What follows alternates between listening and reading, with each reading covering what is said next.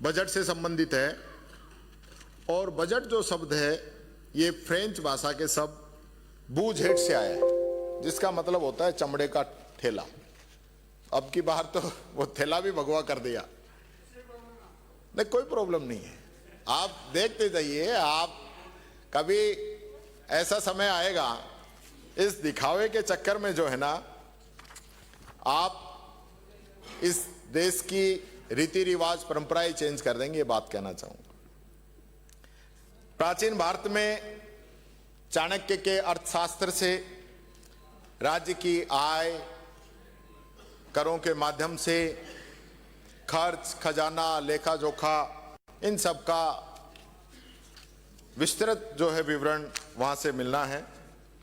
और मैं ये भी कहना चाहूंगा, आधुनिक समय की हम बात करें तो 1215 में ब्रिटेन के राजा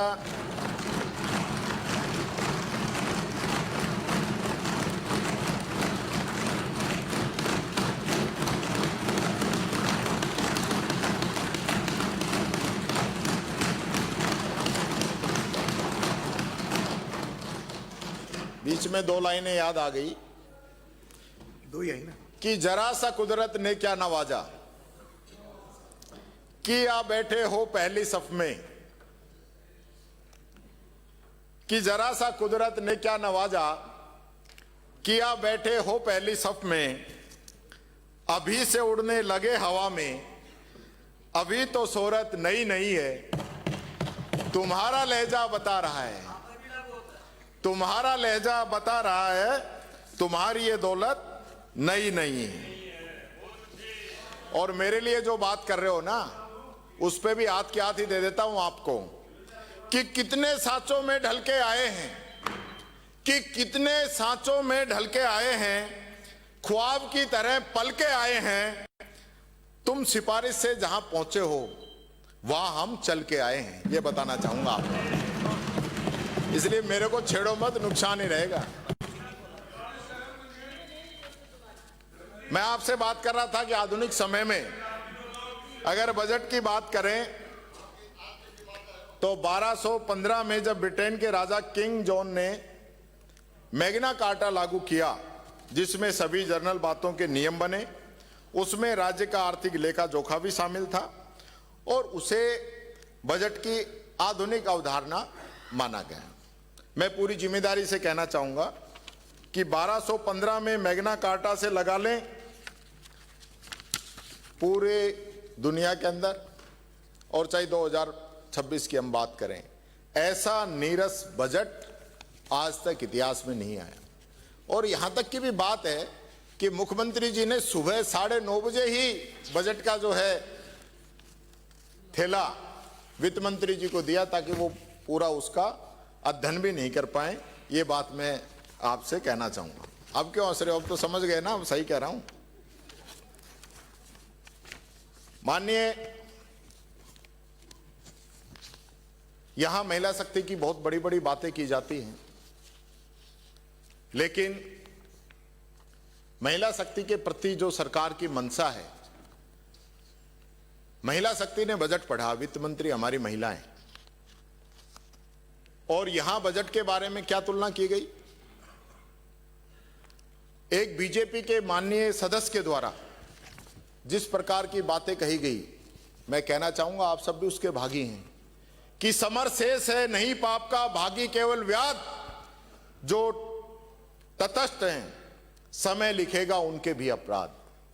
वो माननीय सदस्य बोलते रहे बजट के बारे में, इसकी तुलना बेटा और बेटी से करते रहे। क्या यही महिला सम्मान की आप बात करते हैं? यानी इसको भी, और मैं देख रहा था आप सब लोग बैठे बैठे हंस रहे थे इस बात पे। ये आप लोगों की सोच है महिलाओं के प्रति? यानी मैं भी 2 बेटियों का बाप हूं, कल बच्ची को विदा किया है, तो बेटा और बेटी में फर्क करते हैं आप? फर्क करते हैं आप लोग? ये स्थिति आप लोगों की। मैं समझता हूं जहां हम जिस पवित्र सदन के अंदर आने वाली पीढ़ी के लिए नियम कानून बनाते हैं, इतिहास लिखते हैं, पुरानी जो कमियां उनको दूर करने की बात करते हैं, और उसी सदन में अगर इस प्रकार से बेटियों को बेटों की तुलना में कमजोर बताया जाए तो मैं समझता हूं, मुझे शर्म आती इस बात पे। ऐसे विचार भारतीय जनता पार्टी के विधायक के, और आपके विधायक और मंत्री इस बात पे हंस रहे थे। मुझे इस चीज को लेकर बड़ा दुख है। ये बात माननीय अध्यक्ष जी आपके माध्यम से मैं बताना चाहूंगा। आप महिला सुरक्षा की बात करते हैं, लाडो प्रोत्साहन योजना में आपने कहा कि 2-2 लाख रुपए डालेंगे अलग अलग किस्तों में। ये तो पूरी लंबी चलती योजना। ऑर्डर निकाल दिया आपने ऑर्डर निकाले 1.5 लाख के। आपने बच्चों को स्कूटी देने की बात थी, क्या आज तक आप स्कूटी बांट चुके हैं? अभी तक तो आपका टेंडर भी नहीं हुआ है। ये बात मैं आप लोगों से कहना चाहूंगा। आपने कहा था कि शिक्षक भर्ती में महिला आरक्षण को 50% करेंगे। उसके बाद आपने भर्ती निकाल दी, आपने कर दिया 50%। और जब घोषणा की तो महिलाओं को बुला के धन्यवाद भी लिया है सीएम हाउस में। पर अब की बार एक नई बात हुई। बजट के बाद में माननीय अध्यक्ष जी, मुख्यमंत्री जी को कोई धन्यवाद देने नहीं गया। ये इस बजट की नीरसता दिखाता है। मैं तो आपका सोशल मीडिया अकाउंट भी चेक किया। मैंने कहा भाई कर्मयोगी हैं, 12 बजे बाद तक काम करते हैं, तो हो सकता है कोई लेट सवेर भी धन्यवाद देने गया हो। लेकिन बजट के बाद कोई धन्यवाद देने वाला नहीं मिला। हां, जिस दिन आपकी स्पीच थी उस दिन मैं रात को घूम रहा था, तो एक माननीय यहाँ के पूर्व सदस्य वहां जरूर मेरे को रात को 11:30 बजे गाड़ी से निकलते नजर आए थे। तो धन्यवाद देके आए या टिप्स देके आए वो तो आप बता सकते हैं। ये बात मैं कहना चाहूंगा माननीय अध्यक्ष महोदय।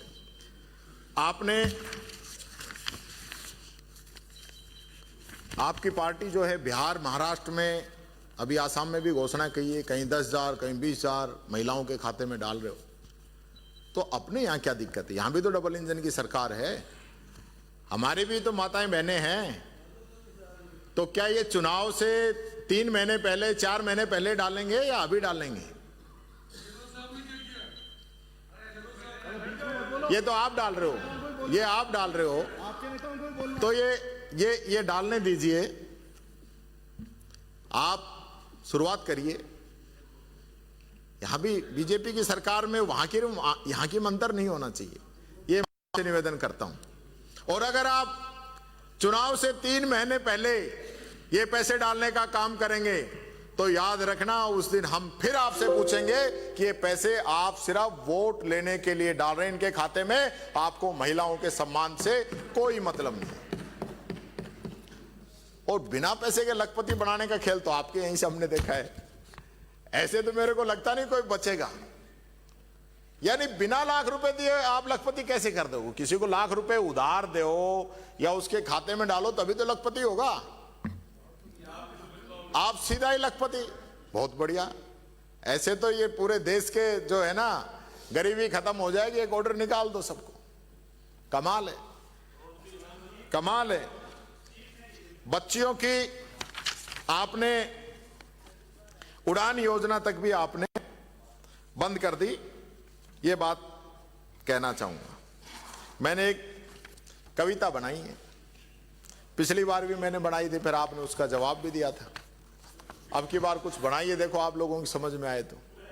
जो राजस्थान के हालात हैं उसको देखते हुए कि आओ जनता तुम्हें दिखाएं बदहाली राजस्थान की, इस बजट ने कमर तोड़ दी हर एक आम इंसान की। ये देखो ये बजट है जिसको इन्होंने खोला है, राहत के नाम पर केवल वादों का डिब्बा बोला है।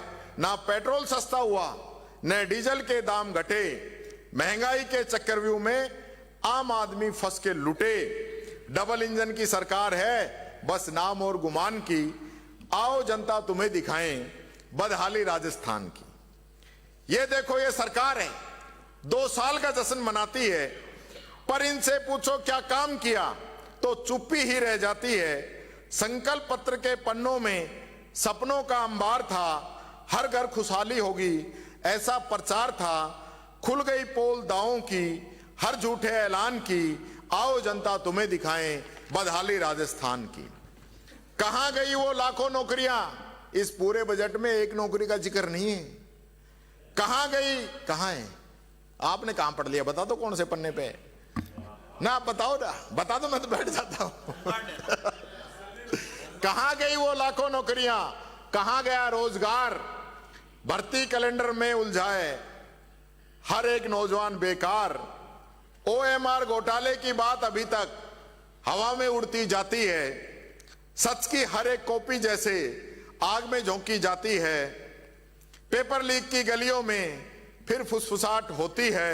जांच के नाम पे खाना पूर्ति फिर फाइलें ही होती हैं। कौन सुने अब पीड़ा यहां हर बेरोजगार जवान की। आओ जनता तुम्हें दिखाएं बदहाली राजस्थान की।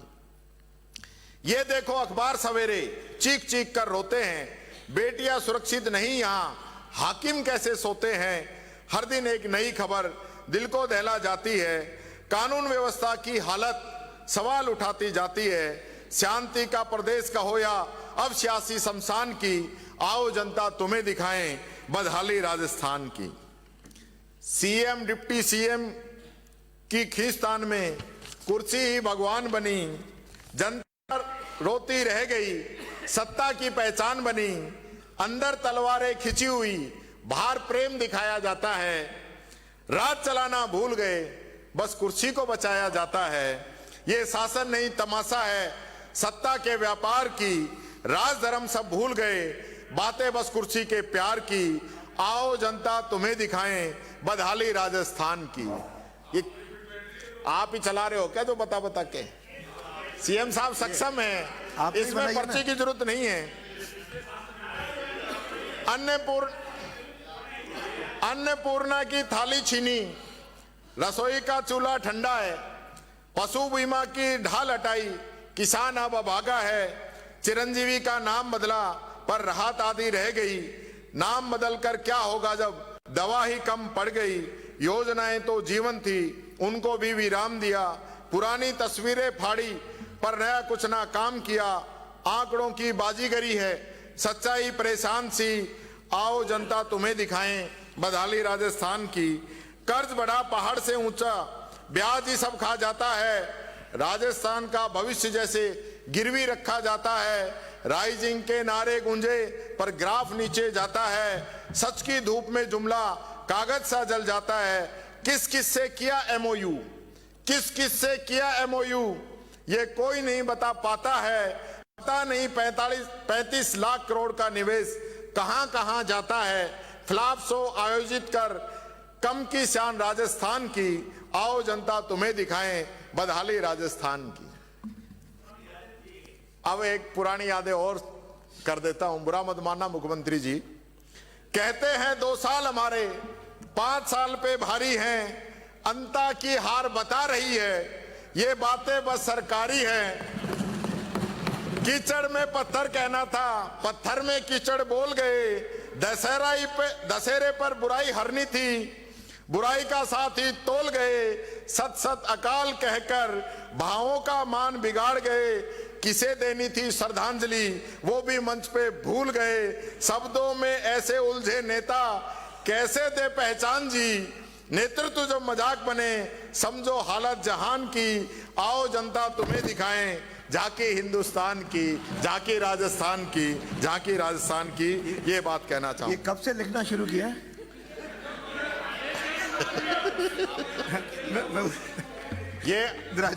ये जो आपने दिया था वही तो है सर, अलग थोड़ी पढ़ा है मैंने।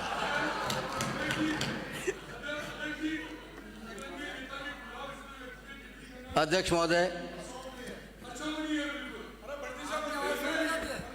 महोदय, मैं प्रस्ताव करता हूं सदन का समय आज की कार्यवाही, आज की कार्यसूची समाप्त होने तक के लिए बढ़ाया जाए। सदन की कार्रवाई पूरी होने तक समय बढ़ाया जाता है। माननीय अध्यक्ष महोदय, कुछ भी असंसदीय होगा तो उसे निकाल दिया जाएगा। निकाल देंगे। कुछ भी माननीय सदस्य, कुछ भी असंसदीय होगा, मर्यादाहीन होगा, निकाल दूंगा। यही तो बोला है, विधानसभा में ही तो बोला है, मैंने कोई अलग से थोड़ी कहा है। चलिए। दर्जा दे दो साहब, मंत्री का दर्जा दे दो, हम तो साथ हैं। अरे आपने अरे माननीय सदस्य, आपके वित्त मंत्री बोलने वाली हैं। माननीय अध्यक्ष जी, ये तो चाहते हैं कि ये इतना खलल डालें कि वित्त मंत्री जी के भाषण में भी खलल हो, इसलिए तो ये कर रहे हैं। वित्त मंत्री जी ने कहा कि इनका ये जो बजट है ये अनुशासन का बजट है, और आपने हमारे लिए कहा कि पूरा जो वित्तीय कुप्रबंधन था वो कुप्रबंधन पिछली सरकार के समय में हो, ये आपने कहा। और आपने अपनी बजट रिप्लाई में मेरे भाषण पे कहा था कि आपने गलत आंकड़े दिए हैं। तो मैं आपको चुनौती देता हूं कि मेरे उस भाषण में और आज के भाषण में एक भी आंकड़ा गलत हो तो आप यहां सदन के अंदर उस चीज को लाके बता सकते हैं।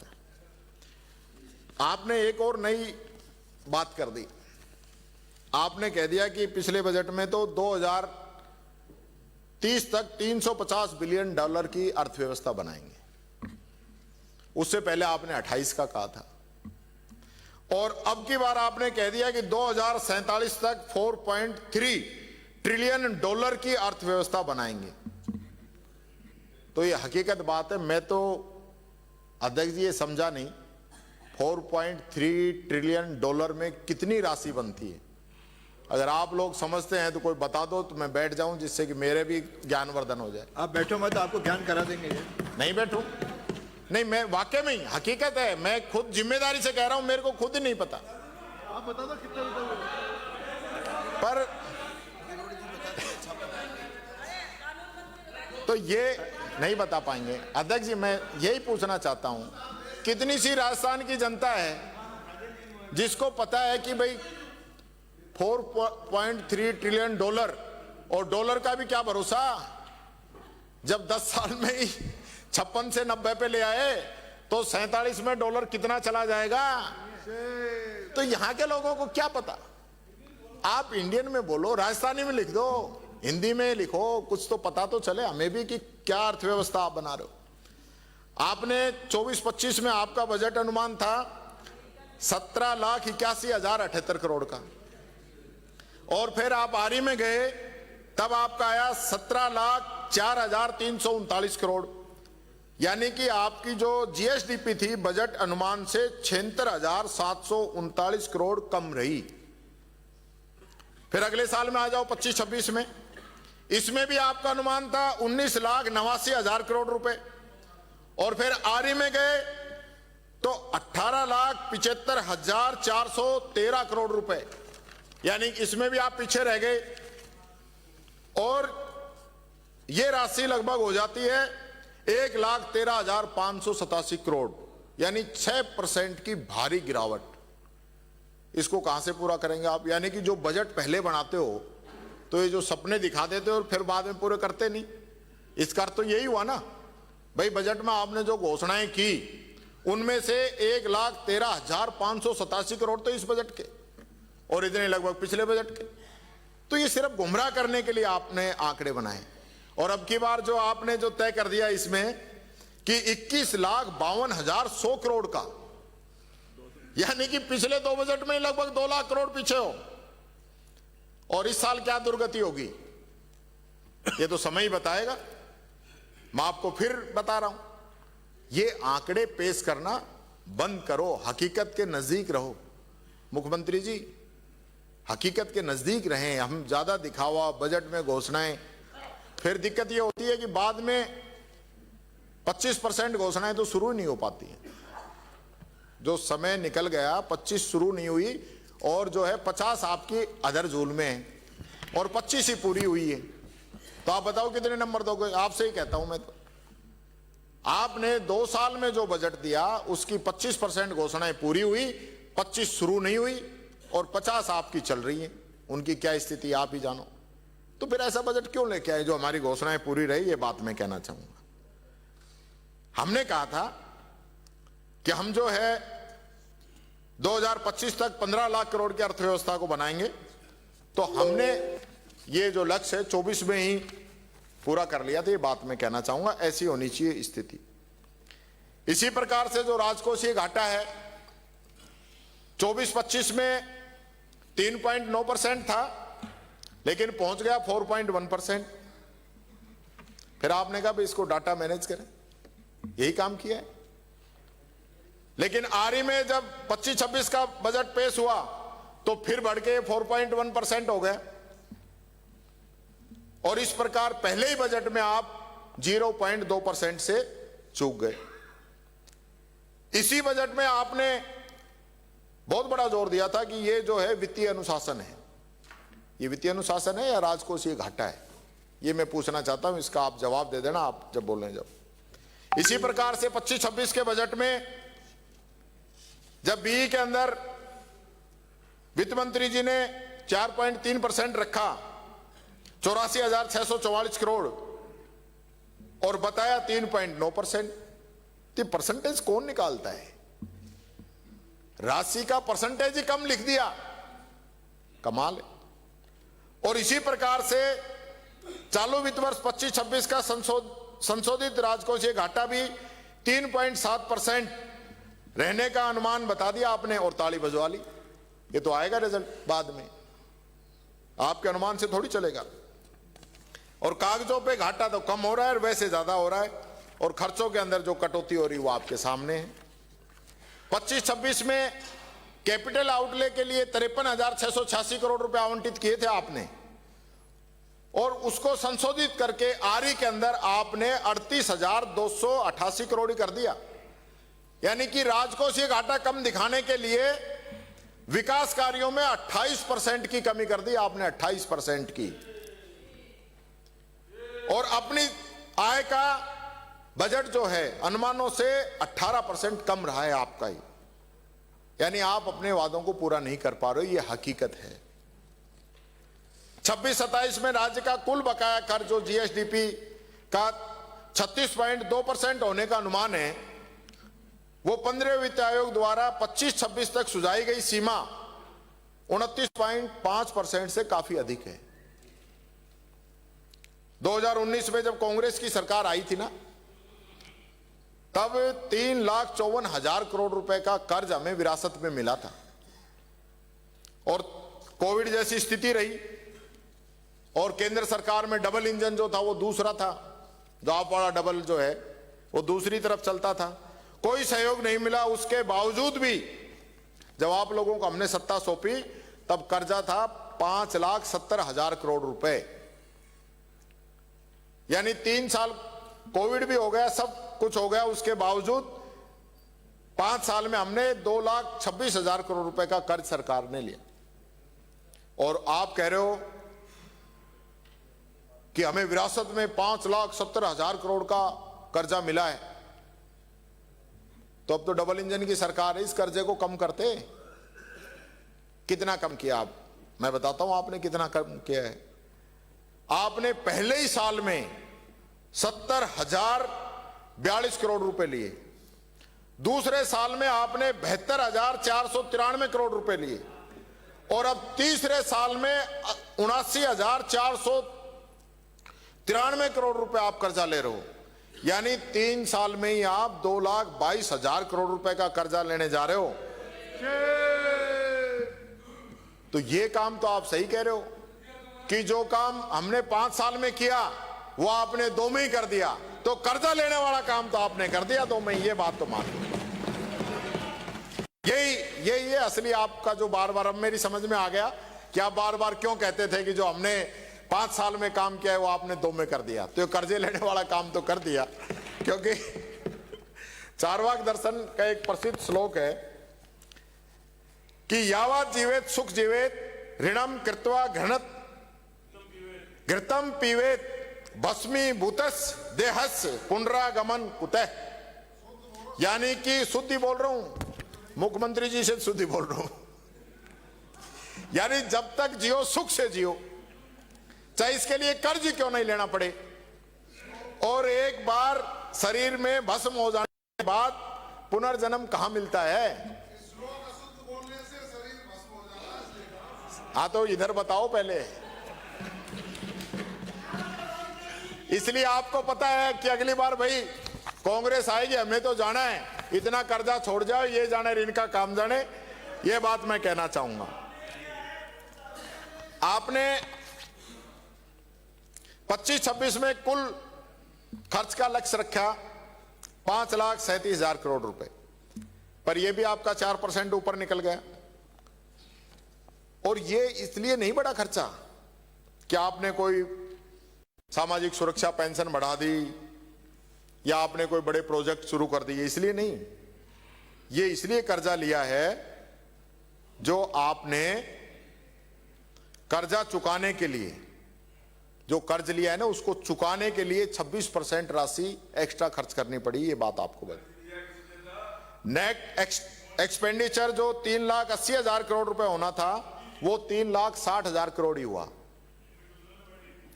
इसमें भी रेवेन्यू एक्सपेंडिचर तो केवल 2% की कमी लाकर 3,25,000 करोड़ से 3,18,000 करोड़ रुपए हुआ। पर जो आप इंफ्रास्ट्रक्चर की बड़ी बड़ी बात कर रहे हो ना, उसके खर्च के भी कैपिटल आउटले में 27% की कमी हुई है, 27% की। और राज्य सरकार किसको इतने लोन दे रही है कि 25-26 में 384 करोड़ रुपए का लोन लेने का लक्ष्य था, जो आपने 4 गुना बढ़ाकर 1,527 करोड़ रुपए दे दिया। क्या चक्कर है ये? और आपने कहा कि मैं जब दिल्ली जाता हूं ना तो कुछ ना कुछ लेके जाता हूं। आप तो जाते थे सरकार बचाने के लिए और मैं जाता हूं राजस्थान के लिए पैसे लाने के लिए। अभी बता रहा हूं कितनी सच्ची है। आप गए तो सास की स्कीम में ब्याज मुक्त सेंट्रल कैपेक्स लोन 25-26 में 15,000 करोड़ रुपए का अनुमानित था, पर आपको मिला कितना? 9500 करोड़, यानी कि 5500 करोड़ रुपए कम लेके आए हो। ये बताना चाहूंगा जो आप लेके आ रहे हो ना दिल्ली से। 25-26 के बजट में जो केंद्रीय कर हैं उनमें आपको 85,716 करोड़ रुपए मिलना था और आप लेके आए 83,940 करोड़ रुपए, यानी कि 2,000 करोड़ रुपए कम लेके आए हो दिल्ली जाके। ये मैं आपको बताना चाहूंगा। गले में कम थे तो फिर तीसरी बार फिर गए आप, और जो ग्रांट और एड भारत सरकार से आपको मिलनी थी 39,193 करोड़ रुपए, वो आप लेके आए 37,910 करोड़ रुपए। ये भी जो है आप कम लेके आए। इसी प्रकार से खुद के टैक्स जो आपको खुद ही वसूलने थे, उसमें भी स्टेट जीएसटी में 3%, वैट में 9%, एक्साइज में 4%, व्हीकल टैक्स में 3%, बिजली के टैक्स में 2%। यानी आप स्टेट में ही पूरा कर नहीं ले पा रहे तो दिल्ली वाले क्यों देंगे आपको? यानी घर में तो आदमी मजबूत हो जब तो उनसे लड़े। पर ये डबल इंजन बस कहने को यही बात कहना चाहूंगा। यानी आमदनी 98, खर्चा रुपया, वाह भाई वाह। जो नेट रिसीव आपको होनी थी 2,95,000 करोड़ की, वह हुई 2,87,000 करोड़ रुपए की। और आप कह रहे हो बार बार कि इतनी सरकारी नौकरी दे दी, इतनी सरकारी नौकरी दे दी। सच्चाई यह है कि सैलरी देने के लिए आपने 25-26 के बजट में 83,775 करोड़ रुपए का प्रावधान किया और सैलरी दी कितनी? 79,689 करोड़ रुपए। यानी सैलरी भी पूरी नहीं दे पाई। ये हालत आपकी है तो आपके आंकड़े खुद ही बता रहे हैं। और आपने जो कर्ज लिया है उसके ब्याज में आपने 42,961 करोड़ रुपए खर्च कर दिए। तो ये बजट तो ऐसा रहा है कि इधर से कर्ज ले और उसका ब्याज दे और इसी में काम कर दो।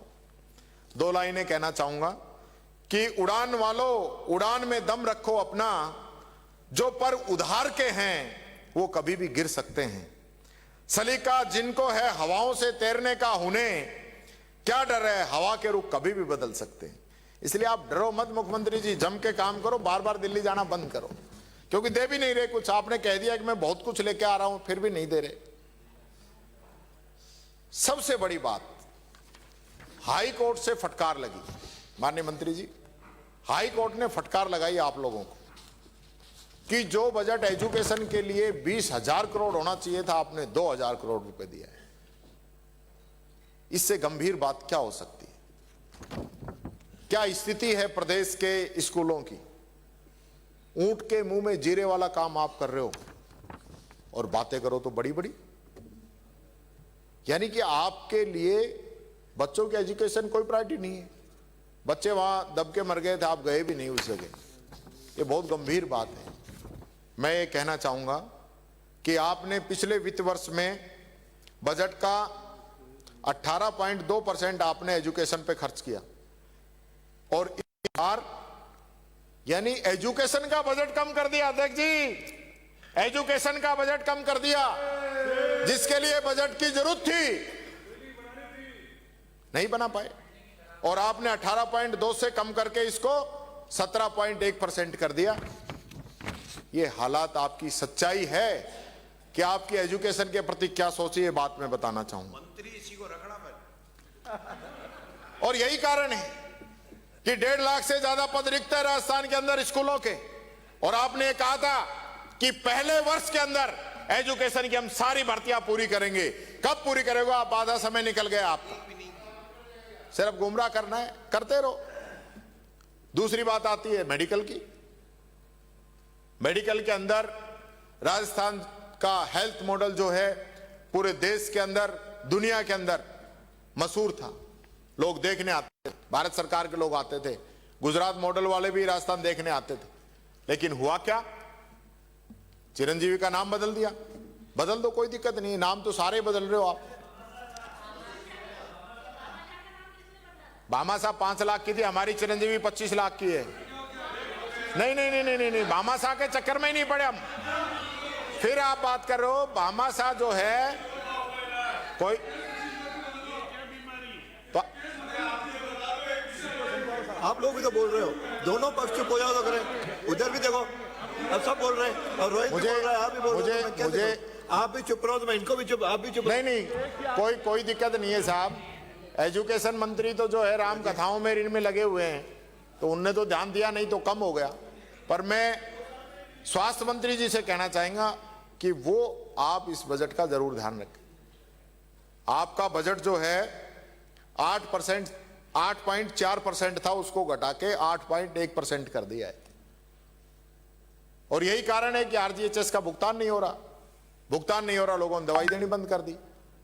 पेंशनर्स को, गरीबों को, बुजुर्ग लोगों को विटामिन की सप्लीमेंट्स की जरूरत पड़ती थी, वो आपने बंद कर दी।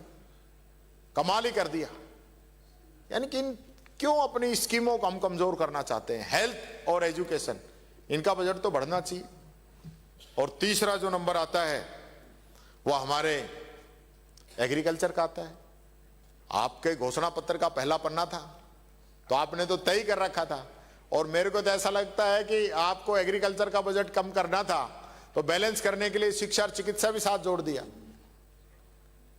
यानी कि ऐसी सरकार मैंने नहीं देखी अध्यक्ष महोदय कि पेंशन समय पे नहीं दे, माने नहीं। यूरिया डीएपी समय पे नहीं मिले, माने नहीं। क्या स्थिति रही है पूरे साल? 12,000 किसान सम्मान निधि का वादा किया, नहीं दिया। 2700 रुपए गेहूं खरीद का वादा किया, नहीं दिया। और 150 रुपए बोनस की बात कर रहे थे। कितने किसानों को दिया है बता देना जरा, पता चल जाएगा जनता को भी। 1.5 लाख किसानों को 150 रुपए दे दिए और उसका बखान कर रहे हैं कि हम तो 150 रुपए बोनस दे रहे हैं, सिर्फ दिखावे के लिए। आपने एग्रीकल्चर का जो बजट है वो भी पिछली बार 4.6% था माननीय मंत्री जी, अब की बार 4.5% कर दिया है। ये भी आपके डिपार्टमेंट का बजट कम कर दिया है। यानी आप एजुकेशन, हेल्थ और किसान, ये आपकी प्रायोरिटी नहीं है। और एक भी भर्ती की घोषणा नहीं है, तो युवा भी आपकी प्रायोरिटी नहीं है। और SC ST इनकी भी कोई प्रायोरिटी नहीं है, ओबीसी की भी प्रायोरिटी नहीं है, कहीं भी कोई नाम नहीं है। दिव्यांगजनों का कहीं कोई नाम नहीं है। स्कूटी मिलती थी पिछली बार, मैंने निवेदन किया तो आपने बाद में दी, पर थोड़ी कम दी। कम से कम जितनी स्कूटी हम बांटते थे इतनी तो आप दे दो। अब तो डबल इंजन है दिव्यांगजनों के लिए। आपने बता दिया, अच्छा किया। आप मुख्यमंत्री जी को बताना जिससे कि ये बता पाए। इसी प्रकार से जो सबसे गंभीर विषय है वो मैं बात करना चाहूंगा 16वें वित्त आयोग की तरफ। वहां की जो सिफारिशें हुई, वहां राजस्थान के साथ घोर अन्याय हुआ है जी। डबल इंजन का ढोल पीट रहे हो ना, उसने राजस्थान की आर्थिक रफ्तार को पीछे धकेल दिया है। हमारे समय हम तो विपक्ष में थे, उसके बावजूद भी राजस्थान को जो हिस्सा मिलता था वो कम नहीं होने दिया, कुछ ना कुछ बढ़ा के आया था। और आपके होने के बाद में पहले जो 5.5% था उसको हमारे समय में 6.03% किया। और मुझे बड़े दुख के साथ कहना पड़ रहा है, आप लोगों की कमजोर पैरवी की वजह से 16वें वित्त आयोग ने इसको घटाकर 5.93% कर दिया। यही है डबल इंजन, यही दिल्ली जा रहे हो आप, इसलिए दिल्ली जा रहे हो, बजट लेके आ रहे हो। आगे 1700 करोड़ का कम पड़ेगा, 1700 करोड़ रुपए कम मिलेंगे राजस्थान को, राशि बता दी है, और कुछ पूछ लो। और इसी प्रकार से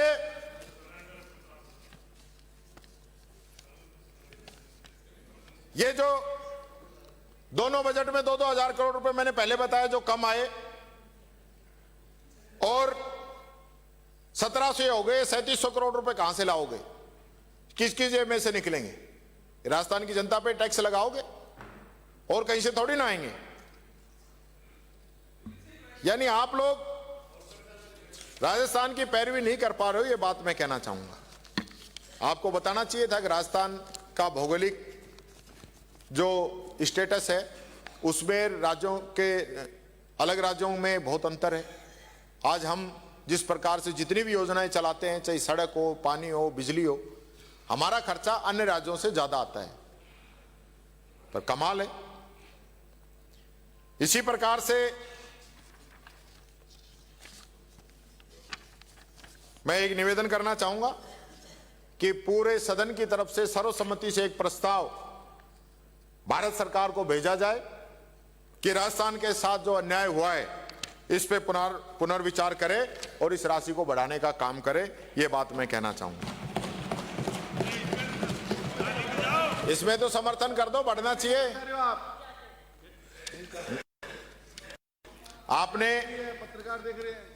आपने वादा किया कि आईआईटी की तर्ज पर राजस्थान इंस्टीट्यूट ऑफ टेक्नोलॉजी स्थापित करेंगे, कर दिया आपने। यानी पहले एक जो इंजीनियरिंग कॉलेज चल रहा था उसका नाम बदलकर आरआईटी कर दिया। ये तो वही बात कर दी जो एक व्यक्ति जो है एक नेम प्लेट पे लाइट लगा रहा था, तो उससे पूछा भाई क्या कर रहे हो? बोले मेरे पिताजी की नेम प्लेट लगी हुई, इसको बल्ब लगा के रोशन कर रहा हूं। तो वो नाम रोशन करना ऐसे नहीं होता, जैसे आप नाम रोशन कर रहे हो ऐसे नहीं होगा, ये बात मैं कहना चाहूंगा।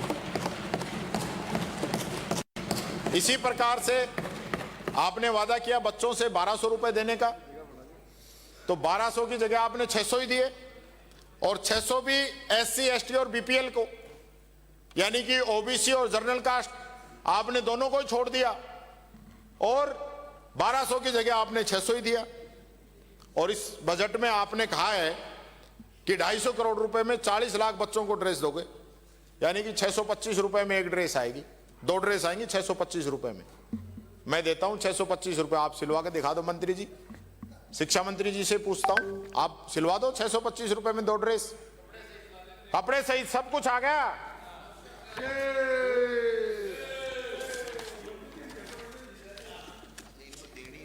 आपने संकल्प पत्र में वादा किया कि जोधपुर में फूड टेक्नोलॉजी विश्वविद्यालय स्थापित करेंगे, कोई घोषणा नहीं आज तक। संकल्प पत्र में लिखा कि प्रदेश का पहला एविएशन विश्वविद्यालय स्थापित करेंगे, अभी तक कुछ नहीं। आपने, हमारी सरकार ने दिव्यांगों के लिए जयपुर और जोधपुर में दिव्यांग यूनिवर्सिटी शुरू करने की शुरुआत की थी, आपने अघोषित रूप से बंद कर दिया। उनको शुरू कराइए, पहली यूनिवर्सिटी बनी है दिव्यांगजनों के लिए। यह निवेदन मैं आपसे करना चाहूंगा। इसी प्रकार से हमने 7 नई सरकारी यूनिवर्सिटी और 2 डीम्ड यूनिवर्सिटी लाइक इंस्टीट्यूट 5 साल में स्थापित किए, आपने 2 साल में एक भी खोला हो तो बता दो, एक भी। और फिर कह रहे हो बराबरी करो आप 5 साल और 2 साल की।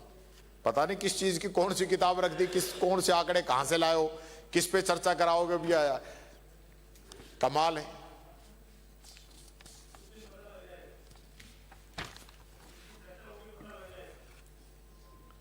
मैं ये कहना चाहूंगा, ये जनता है, ये जनता है, जिन हाथों ने शक्ति भरी है ना, जिन हाथों ने शक्ति भरी है राज तिलक देने की, उन हाथों में ताकत भी है तख्ता पलट देने की।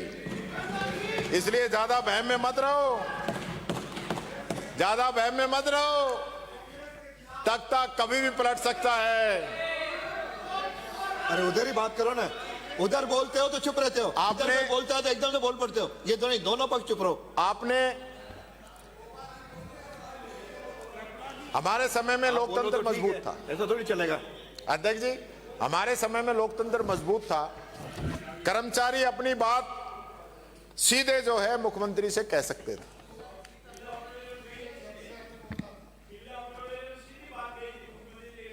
कोई बात नहीं, लेकिन आपकी सरकार में कर्मचारी बड़े दुखी हैं। बजट में देख रहे थे कि हमें क्या मिला है। 8, 16, 24, 32 के प्रमोशन की बात करते थे, पर अब जिक्र ही नहीं है। ओपीएस पे कोई जिक्र ही नहीं है। संविदा कर्मियों के लिए हमारी सरकार ने कॉन्ट्रेक्चुअल हायरिंग रूल्स बनाए थे, आप उनको लागू क्यों नहीं कर रहे? आप उनको लागू क्यों नहीं कर रहे? इस बात का जवाब जरूर देना। क्या उनका शोषण ऐसे ही होता रहे? और इसी प्रकार से ठेका कर्मियों के भी।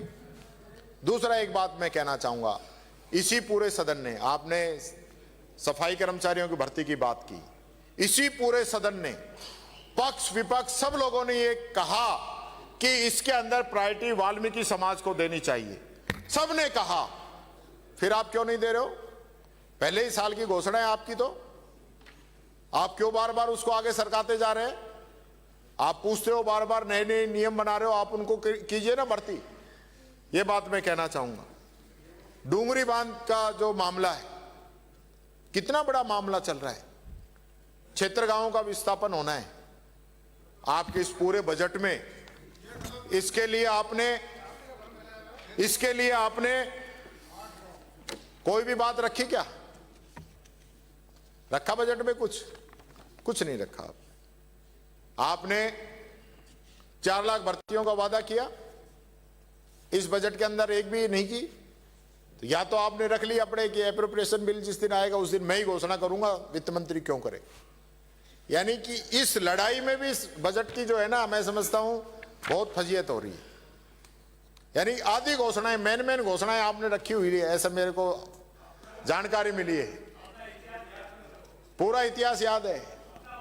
ये आपके पास 2 चीजें हैं, एक हमारे इतिहास की और दूसरी मैं कह दूंगा बस, तीसरी बात भी कभी करना, फिर अपन बात करेंगे।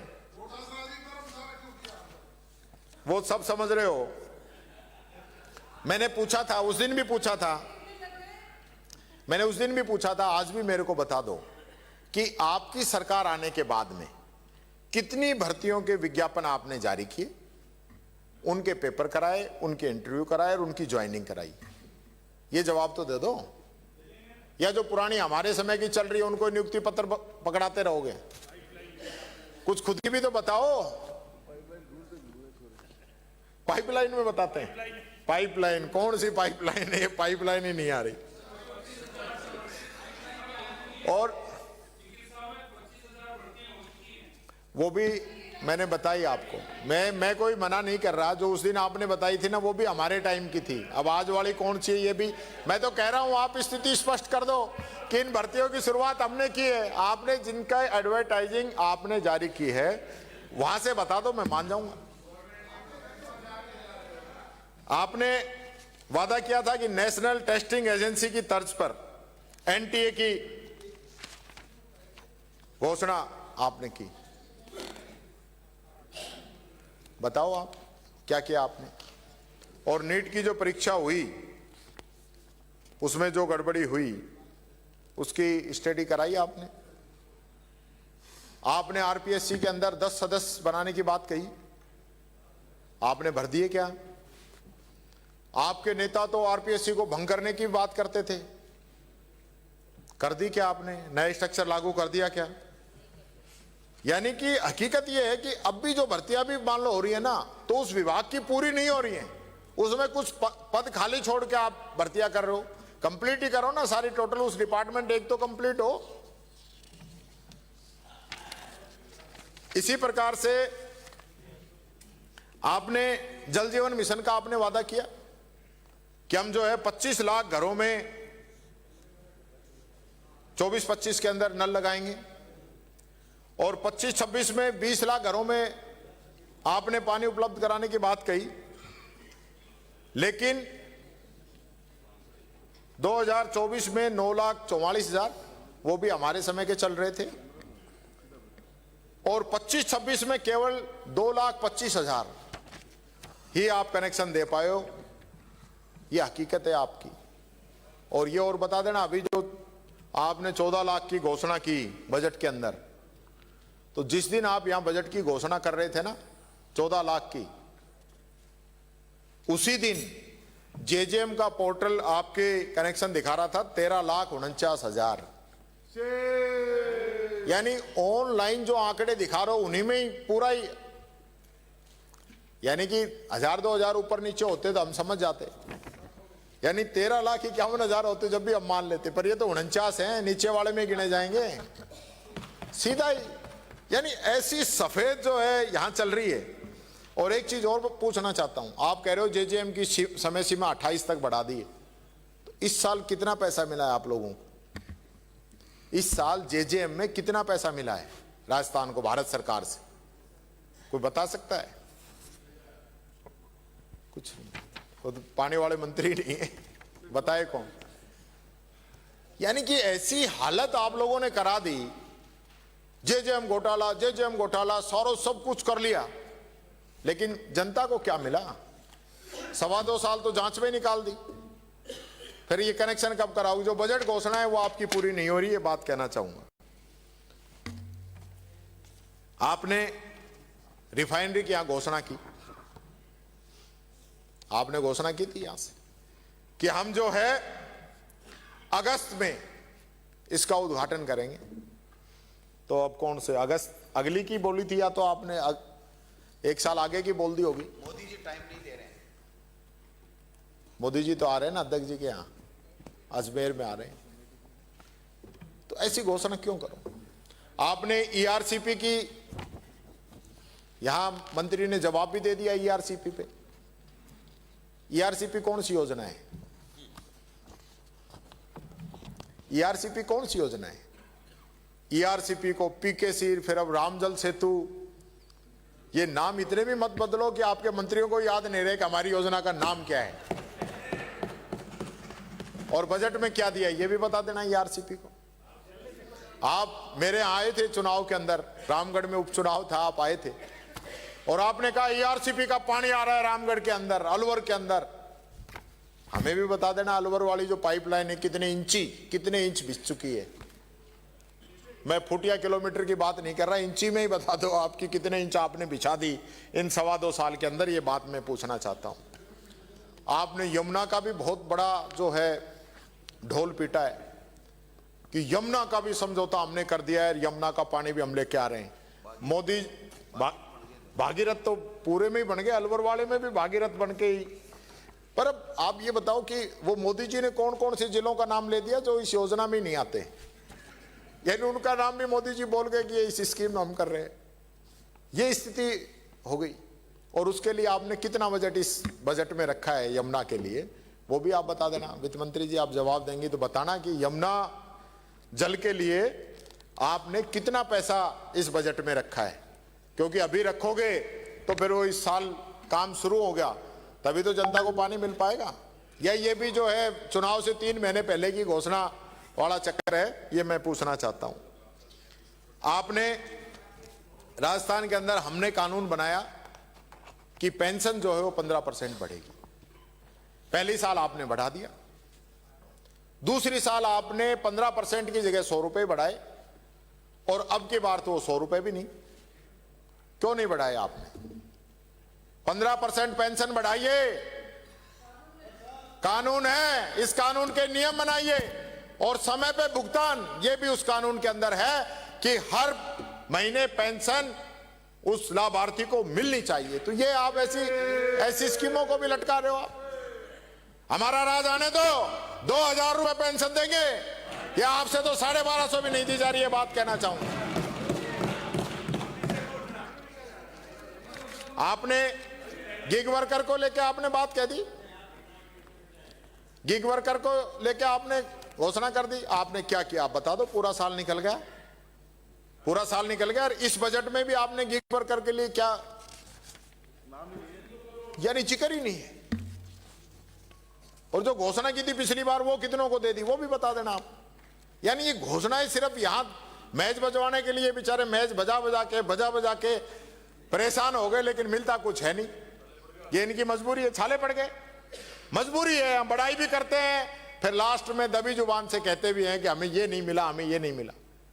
अब यहां नहीं बोले तो वहां जनता पूछे कि वहां हमारी आवाज क्यों नहीं उठा रहे। यहां पूछते हैं तो मेरे को पता चला है आप बुला के भी पूछते हो कि तुम तो यार सरकार के खिलाफ बोल रहे हो, और एक आध हमारे वाले को बुला लेते हो कि भाई ज्यादा सरकार के खिलाफ मत बोलो, ऐसे चलेगा नहीं, ऐसा मत करो मुख्यमंत्री जी, हमको तो अपनी आवाज उठाने दो।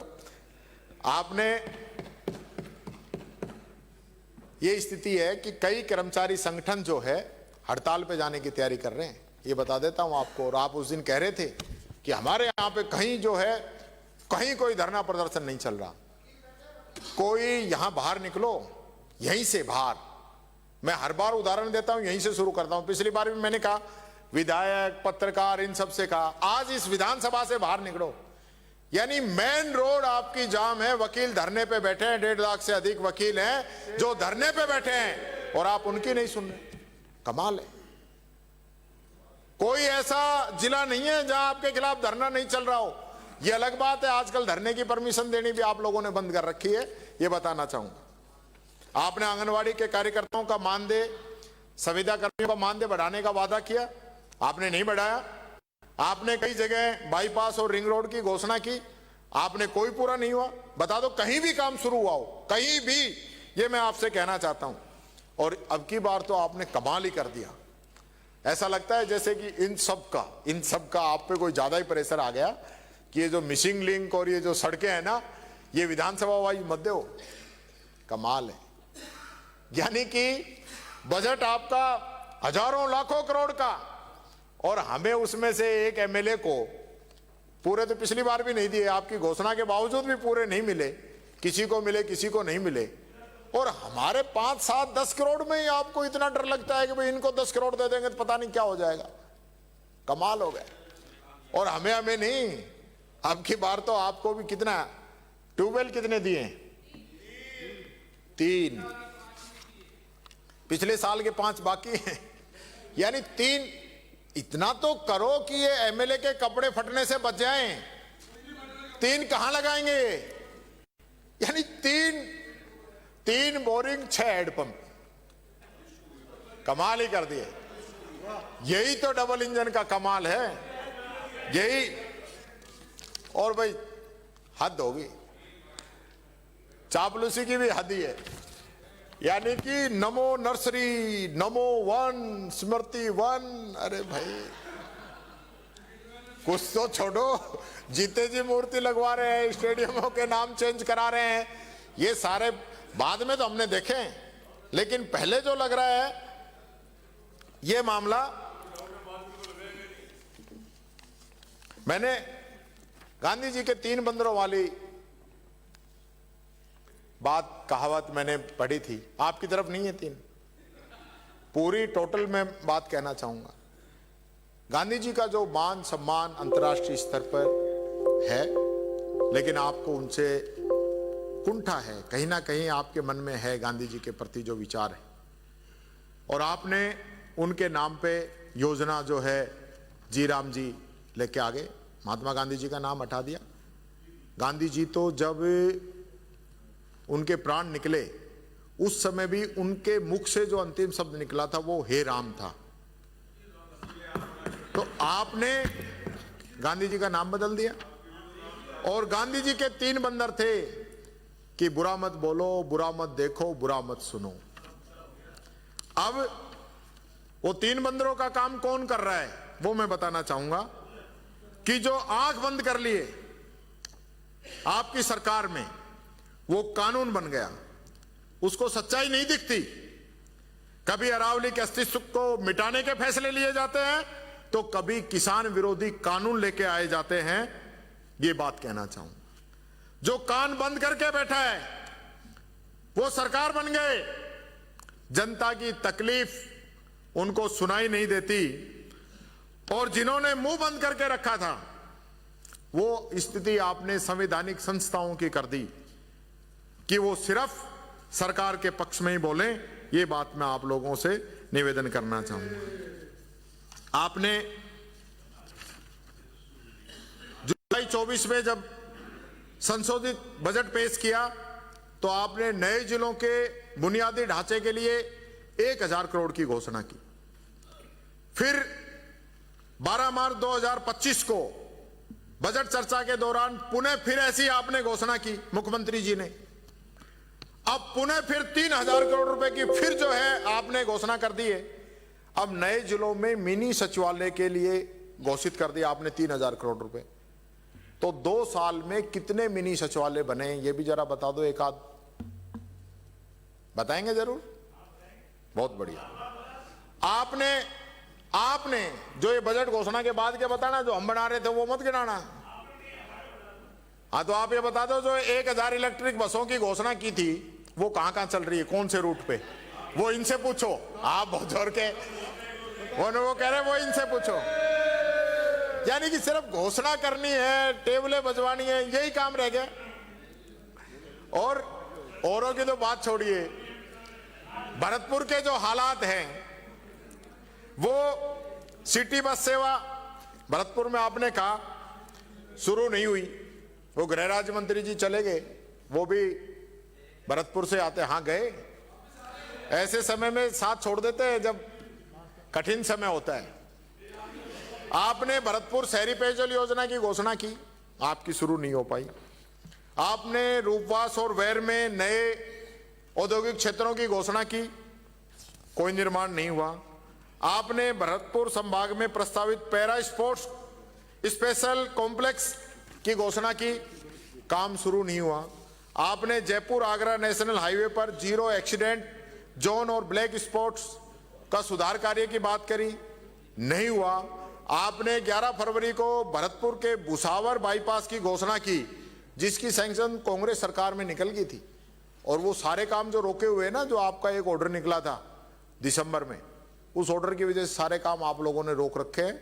वो मैंने पिछली बार भी बता दिया था, ये नहीं कहना चाहूंगा। यानी कि ये स्थिति आपके यहाँ की घोषणाओं की है, तो बाकी की स्थिति तो क्या होगी। आपने कहा कि हर जिले में डिस्ट्रिक्ट म्युनिसिपल कमिश्नर लगाएंगे, लग गए होंगे। बांसवाड़ा, डूंगरपुर, तलवाड़ा हवाई पट्टी के विकास की पुरानी घोषणा पूरी नहीं हुई, और अब की बार आपने फ्लाइंग जो है स्कूल की घोषणा कर दी। बेनेश्वर, संगम, आबूदरा घाटों के निर्माण की घोषणाएं पुरानी थी, अभी आपकी अधूरी है। बांसवाड़ा सलम्बुर रोड सड़क के चौड़ाईकरण के लिए 744 करोड़ रुपए की घोषणा आपने की, लेकिन धरातल पर अभी डीपीआर का काम भी पूरा नहीं हुआ है। ये तो एक छोटी सी लिस्ट मैंने बताई है, नहीं मैं पूरी बताने लगूंगा ना तो फिर आपका जो सारी बातें रह जाएगी। इसलिए मैं आपसे कहना चाहूंगा कि लास्ट टाइम वित्त मंत्री जी ने एक कविता सुनाई थी, मझधार में पतवार की पता नहीं क्या ऐसी स्थिति बताई थी। उसके लिए मैं 4 लाइनें कहना चाहूंगा कि मझधार तो अब बनी है जब से, कि मझधार तो अब बनी है जब से पतवार तुम्हारे हाथों आई है, वरना हमारे दौर में तो लहरें भी रास्ता नहीं रोक पाती थी। ये बात मैं कहना चाहूंगा। और आखिर में यही कहना चाहूंगा कि सदन के अंदर हम सब लोग जनता के विश्वास पे यहां पे आए हैं। हमारी जिम्मेदारी बनती है कि हम जनता के लिए वो निर्णय करें जिससे कि जनता का विकास हो। हम वो वादे करें जिनको हम पूरा कर पाए, वो वादे नहीं करने चाहिए जो हम पूरे नहीं कर पाए। नहीं तो फिर जनता हम पे विश्वास करना बंद कर देगी। और इस बजट के अंदर जो स्थिति है ना, अब कुछ भी कह लो, इतना मेरे पास सामान है कि पूरे दिन तक बोल सकते हैं। तो मैं यही कहना चाहूंगा, ये जुमलों की बारिश, ये दिखावे का मकड़जाल, यही सब है। लेना देना कुछ इस बजट के अंदर नहीं है। इन्हीं बातों के साथ बहुत बहुत धन्यवाद। जय हिंद, जय भारत। धन्यवाद।